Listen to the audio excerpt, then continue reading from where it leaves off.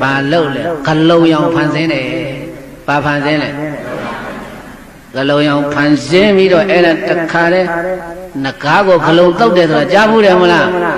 ရှင်မောက်ကလဂလုံးရောင်ဖန်ဆင်းပြီးတော့နန္ဒောပဏ္ဏနဂါမင်းနောက်ကနေလိုက်တာဘေးကကြီး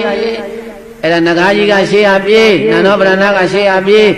ရှင်မောက်ကလကနောက်ကဂလုံးရောင်ဖန်ဆင်းပြီးတော့လိုက်ကြောက်ကြောက်လန့်လန့်ပြေးရင်လွှားရင်ဘယ်လိုမှမလွတ်တော့ဘူးလို့ထင်လဲထင်ကောဘေးသားရဲ့အဲ့ဒီမှာနန္ဒောပဏ္ဏနဂါမင်းဒီနဂါရောင်ဖြောင်းသူ့ကိုယ်သူလူလင်အသွင်ဖန်ဆင်းပြီးတော့မြတ်စွာဘုရားခြေရင်အတင်းသွားကတ်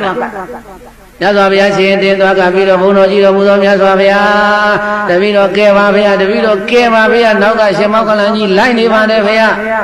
ဘုရားရှိရောက်သွားတာမရောက်သွားလည်းဘုရားအဲ့ဒါမြတ်စွာဘုရားတန်ကိုရောက်သွားတော့မှအဲ့ဒါဘုရားရှင်မြတ်စွာရှင်မောက္ကလန်တော်ပြီရှင်မောက္ကလန်တော်ပြီ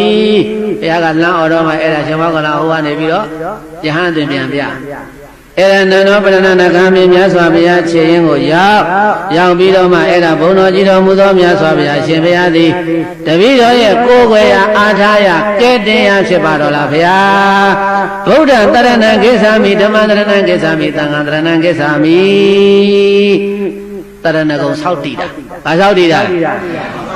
ဘုရားရှင်ကြွတော်မူလာတဲ့ရည်ရွယ်ချက်ကဘေးသားရေနန္ဒောပရဏနဂါမင်းတရဏဂုံတီးမယ်ဆိုတာကိုမြင်တော်မူလို့ကြွတော်မူလာတာ